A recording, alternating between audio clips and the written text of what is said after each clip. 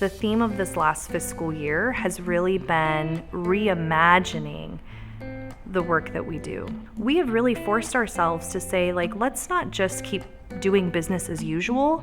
Let's take the lessons that we've learned from things like COVID and Creek Fire and think about how we can do things a little bit differently. Since I was hired in 2016, I've been dreaming of this time and this moment when all of the resources, all of the partners, all of the energy was moving towards our mission. And we've woken up this year to that being exactly true. The incredible growth that we've experienced this year, obviously financially, is echoed in the work that we're doing as well. And, we're just really scratching the surface. And that's a really exciting time, being at the start of something that is going to have such a huge impact on our community.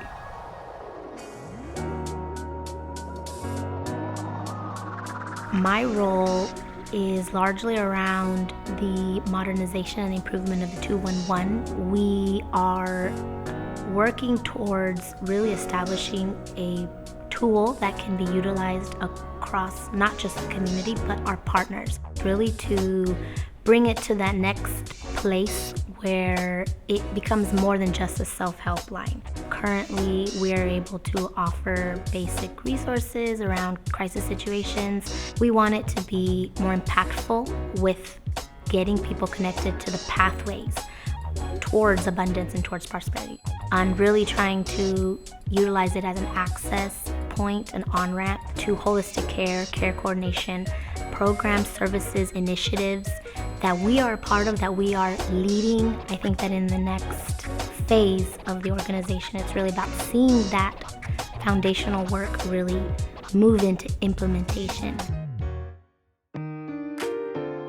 California's investment in the Cali ITC, or the Earned Income Tax Credit, is really historic at this point and has changed the lives of thousands and thousands of residents in our two counties. In a way, it starts to shrink that wage gap that we have and puts more money in people's pockets that they can use for whatever they need.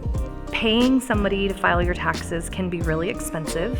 And if you're barely making ends meet, like that fee to get your taxes filed, which is something that you have to do, you're obligated to do that, can actually make or break somebody's financial situation.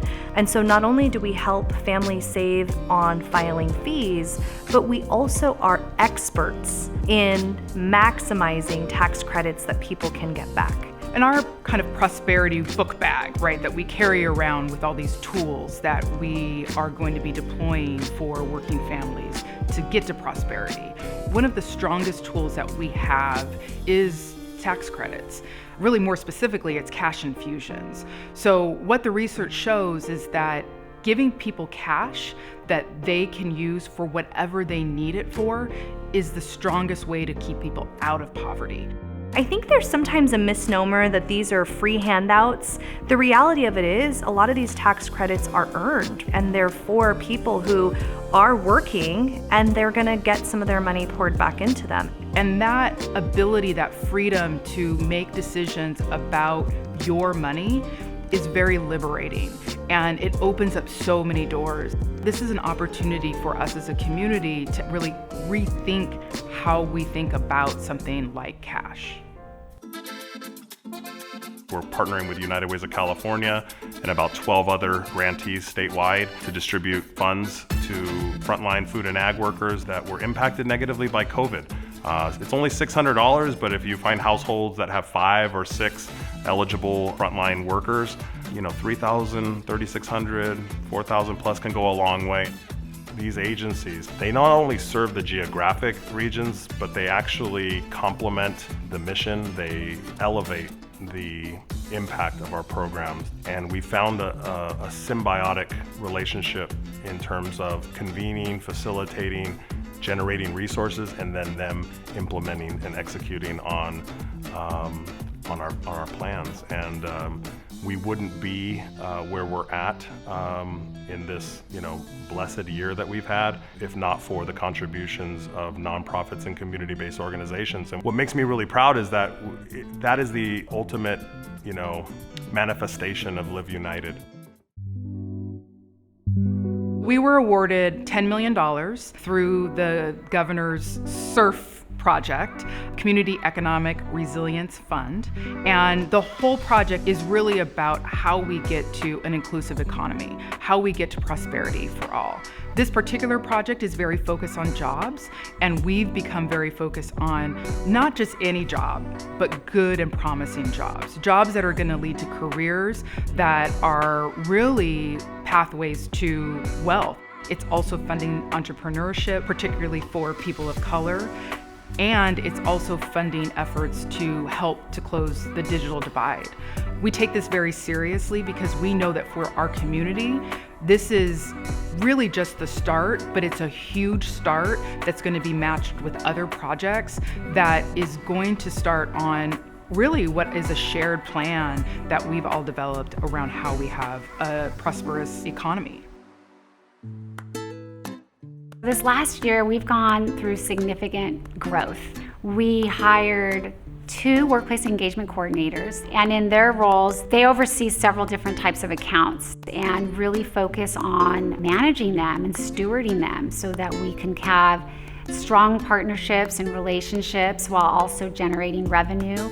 We also have a resource development assistant who supports us with just the day-to-day operations, provides a lot of day-to-day support, helps with event planning as well. Part of the reason that workplace giving is really important to us is because so often these companies are employing the very people that we want to provide support to. When we started focusing on working families in 2016, that really resonated with our workplace giving donors because they saw themselves in that vision. They saw themselves in the mission because they knew that they were working and still struggling. So really how that's evolved over time is that we've started to think about how the employer can provide additional support to their employees that's mutually beneficial, that is really about how United Way can come in both with services and supports and a way to give back to the community. And so it actually becomes really a beautiful cycle. We are excited about a new online giving platform that is live and ready to use for our different campaigns, making the whole process super easy. It embraces technology and innovation, but it's simple to use. There's not a lot of steps to it. It's also engaging at the same time. We're really looking forward to rolling this out. We've been blessed at United Way to work with a network of community-based organizations and nonprofits that really capture the essence of our mission, of our vision. We've had a deep commitment to making sure that everybody can be a part of the conversation. I mean, that's what United Way is about, convening and facilitating and shepherding the community toward a common goal. It's a very big vision, and there's not a single organization that can do everything by itself.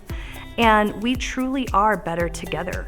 So many social issues are intersectional, and so by pulling together partners, we actually get to facilitate and steward that. And I think that's one of the things that makes us very unique.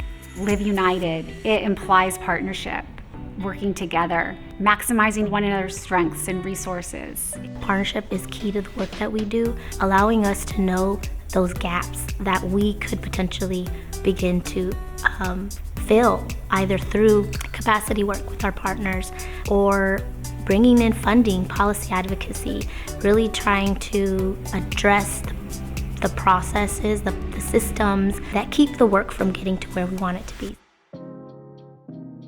We are in no way, shape, or form the same organization that we were 100 years ago in 1923. What the community needed at that time was an organization who was going to pool all of the charitable donations, make sure it went back out to community organizations that were thoughtful and doing their job right. That's evolved over time, and we've gone through a lot of different iterations of this organization in response to what the community needed. This is probably the time that we are at the height of performing exactly where the community needs us. Focusing on wealth creation for communities of color isn't just good for communities of color, it's good for the whole community. We all benefit. We have to think about that gap, and we have to think about how to overcome that and not forget that every year that we don't address it, it just becomes bigger. I'm incredibly optimistic and committed toward the work that we have in front of us. We have to do some deep reflections on our own practices. I'm proud to stay the course, but at the same time, course correct and adjust We really need to focus on systems, operational models, project management platforms, making sure that we sustain our best and brightest talent. This last year, we've ignited so much and we've allowed ourselves space to not just be collaborative, but to be innovative. We're challenging ourselves to think about what it looks like when we move beyond just a survival threshold and look at how we support working individuals. As we turn to the next 100 years, I really see the United Way Fresno-Madera counties being not just a think tank and a place for innovation, but I also really see it as a place that really ignites social change and impact.